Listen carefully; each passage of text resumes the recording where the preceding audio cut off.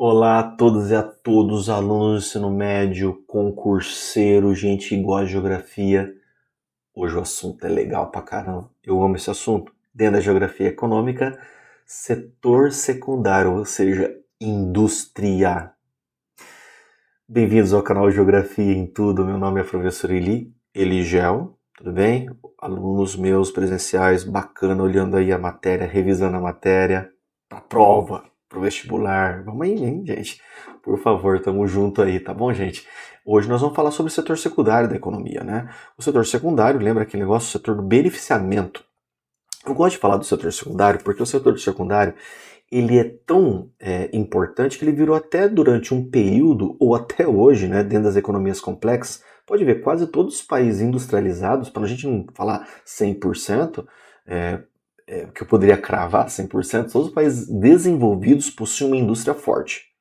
Seja hoje dominando um grande setor da economia, fazendo com que os seus produtos ganhem mais nos termos de troca, tá bem?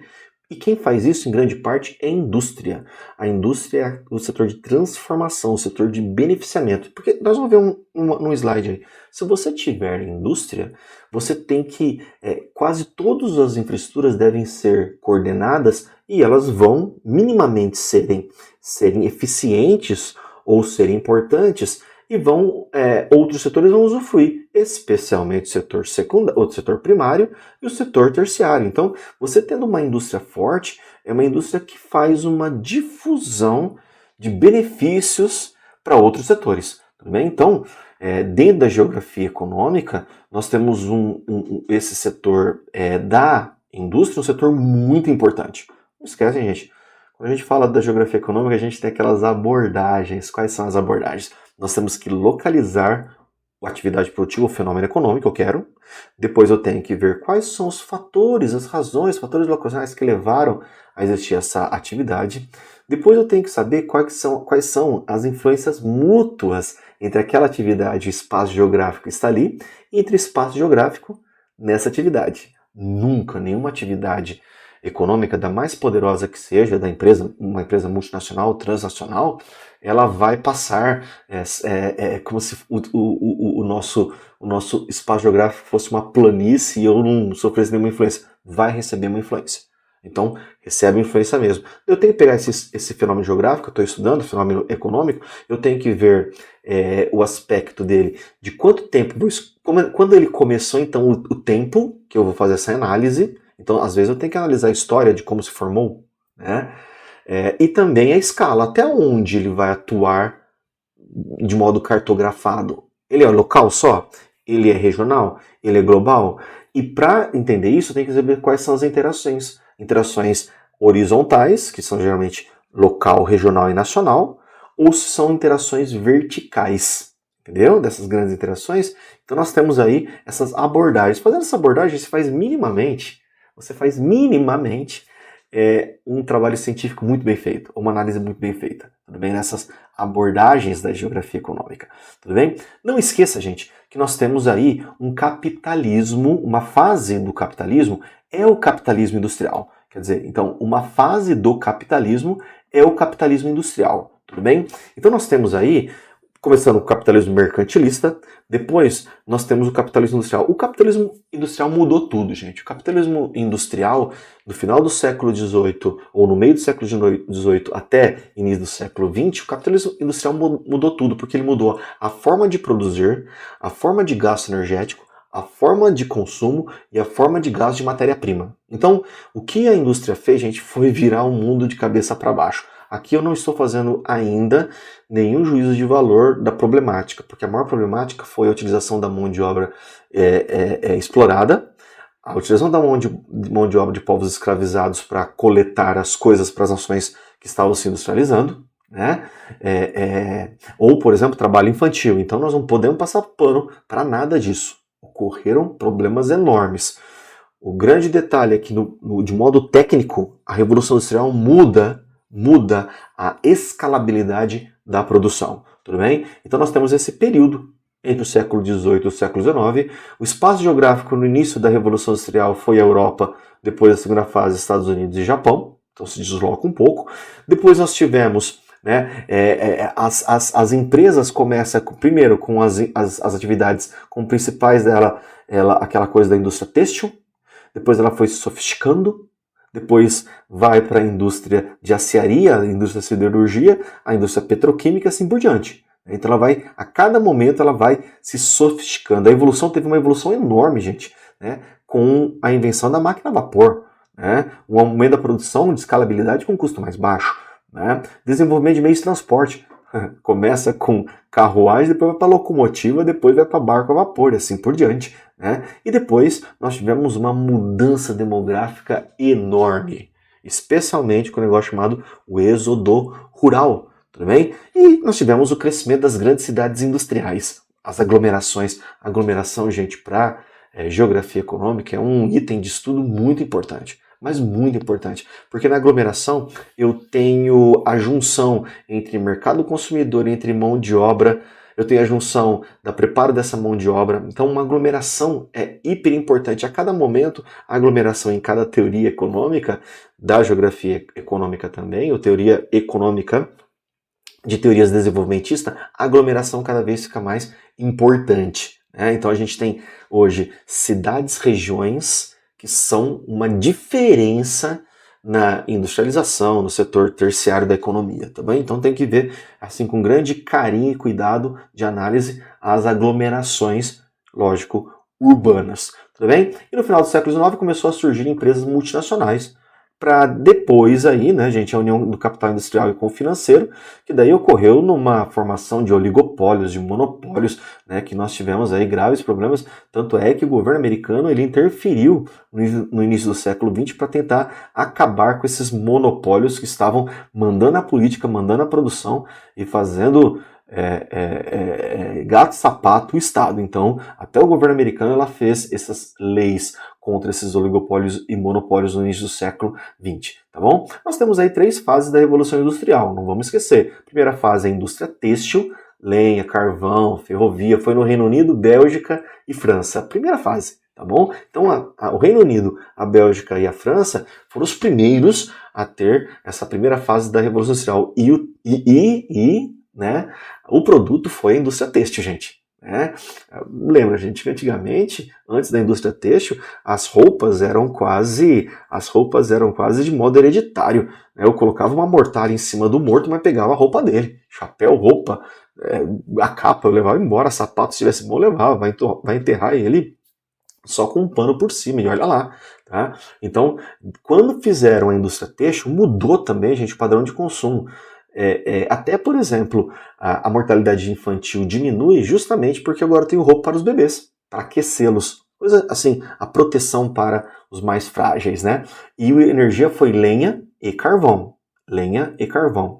Depois da segunda fase veio o aço e a petroquímica. Petróleo, hidrelétrica, barco a vapor, especialmente Estados Unidos, Japão e Alemanha. A Alemanha recém-unificada começa a crescer mais. Podemos colocar aí um pedaço da Itália também recém-unificada, especialmente o centro-norte da Itália. Na terceira fase, para os países desenvolvidos, nós temos aí a biotecnologia. Isso é geralmente pós-segunda guerra. Biotecnologia, nanotecnologia, produção, ciência, a técnica e a ciência agora conjugadas com o produto industrial. Aviação, energia nuclear, e todos, e juntamente, gente, nenhum se apaga. Por exemplo, ainda continua usando muito carvão, ainda continua usando muito petróleo, energia nuclear e assim por diante, todas somadas para montar uma matriz mais diversificada. E só lembrando que após a década de 30 começa a ter um fenômeno dos novos países industrializados, os NICs, né? Novos Industrialized Countries, que são países que vão se industrializando, copiaram o modelo com teorias desenvolvimentistas, mas por vezes muitos não ficaram desenvolvidos. Então nós podemos aí colocar os países da América Latina que foram por substituição. Lembra, o governo Getúlio Vargas, assista essa aula, Brasil, tá? Indústria Brasil. Getúlio Vargas I, Getúlio Vargas II, depois nós tivemos JK, governo militar. Todos eles foram pegar essas teorias de desenvolvimentistas e instituíram no Brasil. Né? Então o Brasil vira um novo país industrializado. Né? Outra coisa, alguns países de plataforma de exportação, que são os chamados tigres asiáticos. Eles começaram a sua indústria já pensando totalmente em exportar, para gerar dólares e para financiar a sua prosperidade econômico-industrial, tudo bem? Entre eles os tigres asiáticos, nós temos a Coreia do Sul, que depois vira país desenvolvido. Temos Taiwan, né, que tem aquele conflito geopolítico que a China Popular, a República Popular da China, a China continental, chama Taiwan de República Rebelde. Então, mas mesmo assim, Taiwan teve uma baita evolução junto com Singapura, né? Então nós tivemos esses países importantíssimos, e Hong Kong, que pertence à China. Em 97, o Reino Unido devolve Hong Kong para a China, tudo bem? A China continental. Tá? Então, nós tivemos um fenômeno de industrialização de países sem ter esse desenvolvimento para trazer essa universalização dos recursos socioeconômicos para a população.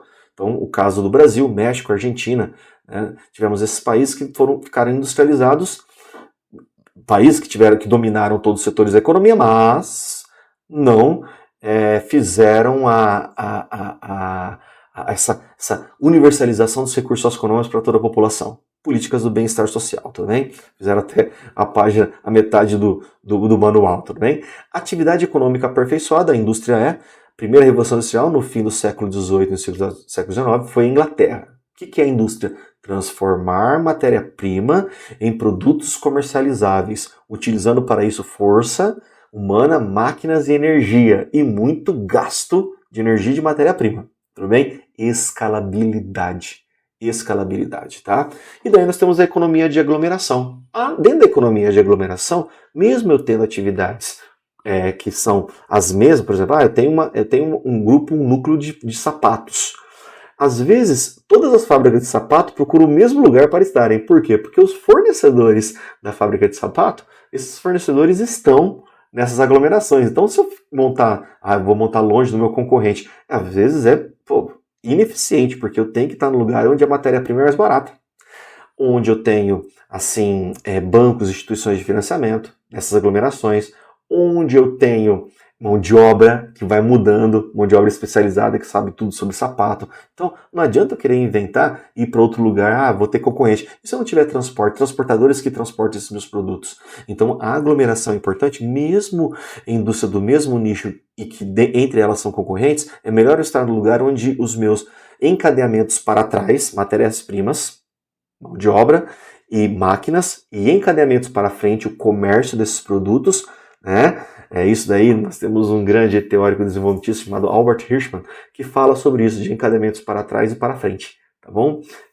Que eu prefiro escolher uma aglomeração para estar ali, mesmo com os meus concorrentes, tá bom? Isso nós temos os arranjos produtivos locais, os clusters, são vários locais dentro dessas aglomerações, distritos industriais marshallianos, que eu prefiro estar ali do que fora desse lugar. Tudo bem? Eu quero onde tá a festa, tá bom? Então isso é indústria. Tá?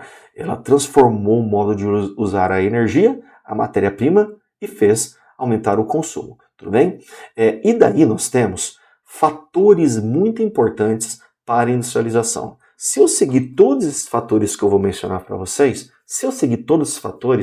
daí eu vou ter um pouco de nota 6, nota 7, nota 10, vocês vão ver. Se eu seguir todos esses fatores, eu começo a ter uma base para me industrializar. Olha esses elementos como são importantes. Fatores ou elementos para um país se industrializar. Primeira coisa, o planejamento estatal.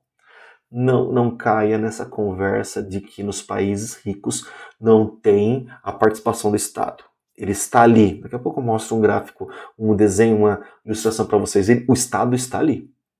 O Estado está ali, de modo apoiando, financiando ou comprando ou produzindo ciência. Então tem que ter um planejamento estatal a longo prazo, porque o Estado, diferentemente de uma empresa privada, que vê só o lucro talvez, e a curto prazo, médio e curto prazo, o Estado pode fazer projetos de longo prazo, projetos de integração nacional, projetos de desenvolvimento nacional, não vê só a localidade. Então tem que ter planejamento estatal para você também ter uma política de juros mais baixos, para proteção de indústrias nascentes, para proteção ou para fazer, por exemplo, eu quero procurar novos minérios, seja minérios críticos ou minerais críticos, né? Ou as famosas terras raras, ou mesmo achar campos de petróleo, que às vezes a atividade empresarial privada não vai querer participar. Por exemplo, o caso do pré-sal.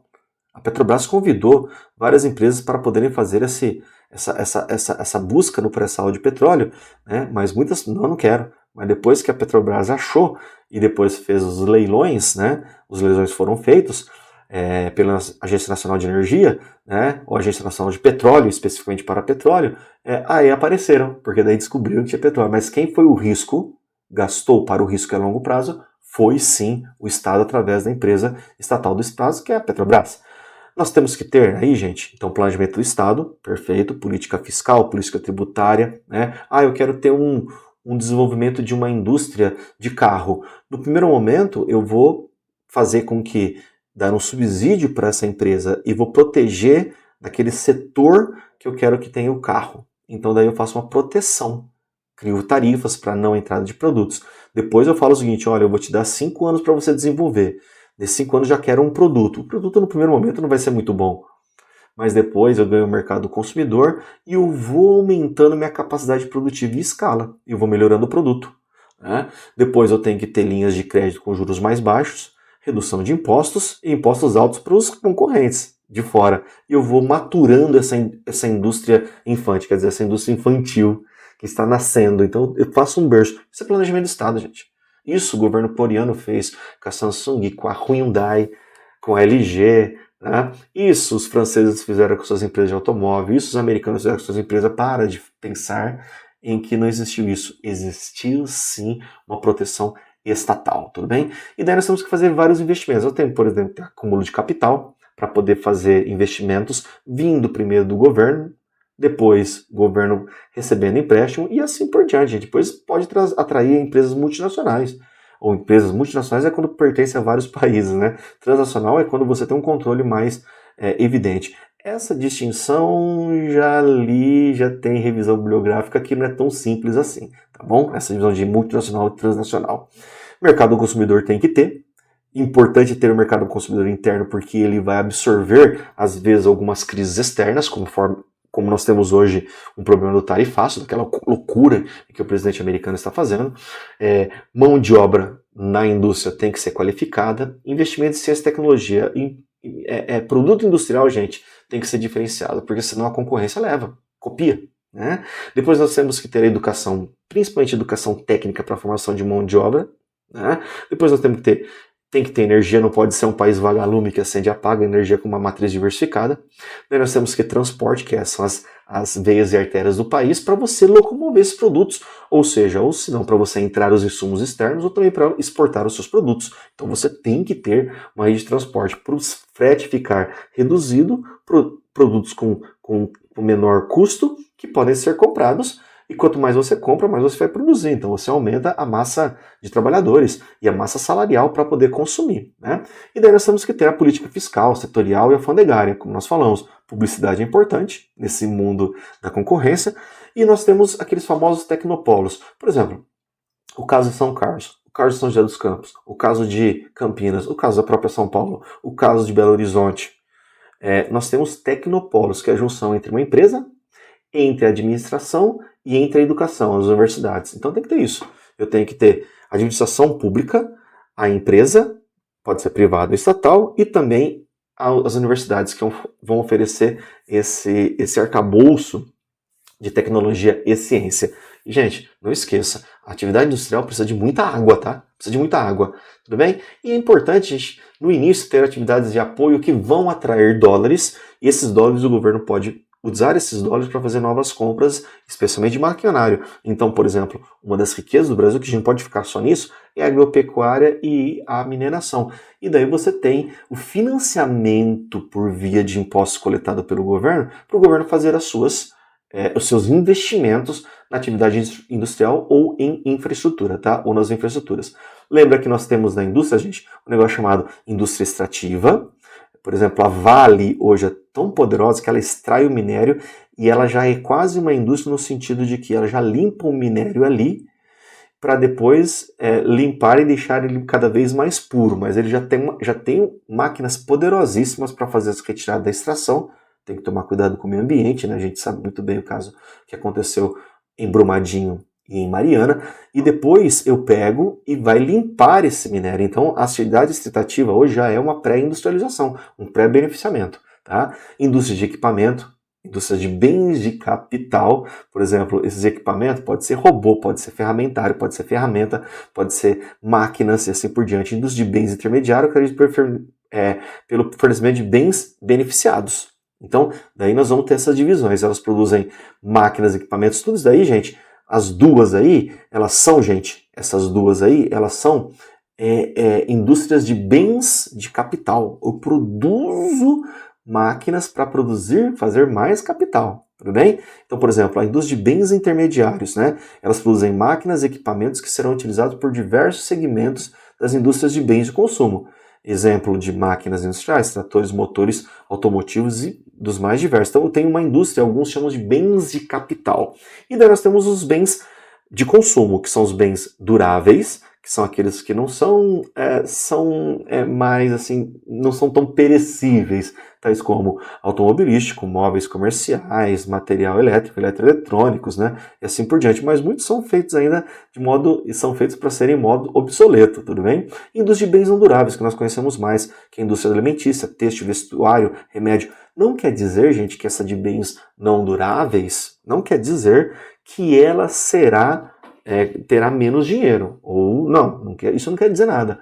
Por exemplo, a indústria farmacêutica, né, a indústria de cosmético e de vestuário vale muito também, né? E nós temos uma indústria muito importante que é a indústria da construção civil. Então, construir estrada, ponte e casas também é uma atividade de beneficiamento, tá bom? É uma atividade de beneficiamento. Agora eu quero mostrar para vocês, e vou utilizar o slide aqui, com toda a licença, para vocês verem também esse slide, que eu quero mostrar por que a indústria, gente, é tão importante, tá? Eu quero mostrar para vocês por que um país tem que buscar a indústria. A primeira coisa que tem que buscar a indústria, gente, porque no valor de troca, tá? No valor de troca entre outros países, né? Nos termos de troca, lembra que existe na teoria desenvolvimentista, especialmente um cara chamado Raul Prebisch.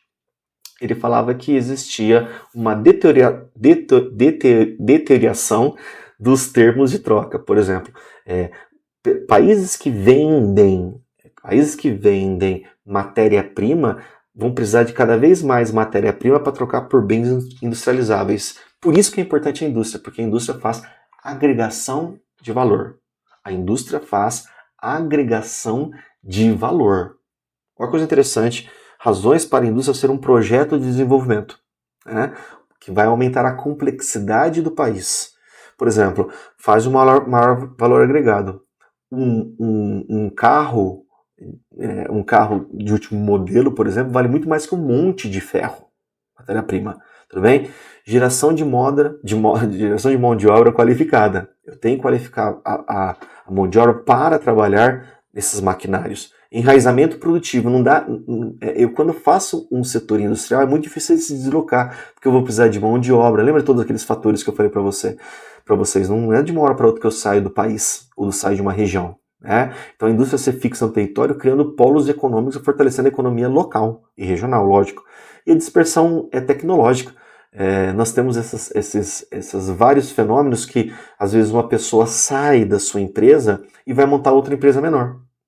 Daí você tem essas inovações sendo dispersas por todas as atividades produtivas para frente e para trás, e também para outros setores, seja no setor primário ou no setor terciário, tá bom?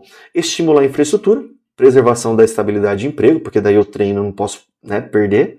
Né? Quando eu falo da infraestrutura, tenho que ter energia para ter indústria, tem que ter transporte, tem que ter telecomunicações e logística. E por formar tão bem a mão de obra, às vezes eu faço produtos, eu tenho esses trabalhadores que eles não duram só uma estação, uma sazonalidade, eles podem ficar o ano inteiro, que eu posso também guardar esses produtos. Isso é importantíssimo. Tá? E nós temos os encadeamentos produtivos. Os encadeamentos para trás estimulam os fornecedores, os para frente gera produtos e serviços para outros setores. Encadeamentos para trás e para frente. Aí são as áreas industriais. Se você for ver as áreas industriais aí no mundo, gente, são poucas no mundo. Se fosse fácil indústria, todo mundo tinha, ou teria. Né? Então, nós vemos aí que as áreas industriais no mundo são poucas, porque precisa de muitos daqueles fatores que eu mencionei para um país ficar industrializado. Para um país ficar industrializado, tá bom? Dá uma olhada aí, ó, uns exercícios aí, deixa eu tirar um pouquinho minha aqui, perfeito. O modelo econômico bem sucedido, adotado, deixa eu colocar aqui só um minutinho, O modelo econômico bem sucedido adotado nos tigres asiáticos, os novos países industrializados, vem sendo adotados em outros países do Sudeste Asiático. Tanto é que existem os novíssimos tigres asiáticos, né? Quem tá voando aí é o Vietnã, tá bom? Quem tá voando aí é o Vietnã, quando fala de industrialização. Daí que por isso são chamados novos tigres asiáticos, alguns novíssimos. Taiwan é sede de empresas do ramo de alta tecnologia, as quais são importantes produtoras de placas-mãe, notebooks, tablets e smartphone. Interessante, não tem nada aqui atente para que não é. Singapura possui o segundo porto mais movimentado do mundo e também se destaca na indústria de alto valor agregado, como naval e eletrônica, estaleiros e manutenção de navios. O modelo de plataforma de exportação adotado pelos NIPs tem na demanda do mercado interno a base do investimento? Não. Ela é feita para exportar. O maior teórico para exportação, de criar essa teoria de desenvolvimento para exportação, é um teórico chamado Douglas North, né? Que ele falou o seguinte, olha, primeiro exporta, ganha dinheiro e faz a sua infraestrutura. Foi isso que a Coreia do Sul, Taiwan, Singapura e Hong Kong fizeram, tá bom? Então não é o mercado, a demanda do mercado interno, é externo. Singapura e Hong Kong são cidades-estados que figuram como cidades globais, cuja economia está baseada nos serviços, comércio, nas finanças, na logística, no transporte, nas comunicações. É interessante. O que eu via mais de problemático é a 3. Vamos ver? Olha lá, certa é 1, 2, 3 problemática e a 4 está certa. Então, resposta 1, 2 e 4. Tudo bem? Gente, indústria é um dos setores mais importantes que existe. Como eu falei para vocês, ele é um disseminador de tecnologia. Então ela consegue beneficiar e agregar valor. Então um país ele tem que ter um projeto a longo prazo para ter indústrias, sim, por favor. Quando a gente fala da economia que tem nome e sobrenome, que é economia política, a indústria ainda é um fator extremamente importante para um país se desenvolver. Tudo bem? Um grande beijo, muito obrigado. Um beijão do professor Eligio. Obrigado por participar de Geografia em Tudo. E continue estudando, gente. E veja também a aula de Geografia Econômica da Indústria Brasileira, tudo bem? Um grande abraço, um beijão e até mais, gente.